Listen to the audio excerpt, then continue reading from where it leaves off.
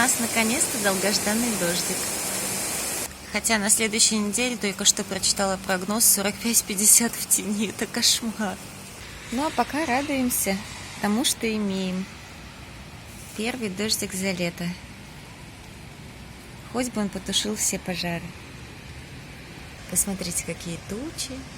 Может, и еще пойдет.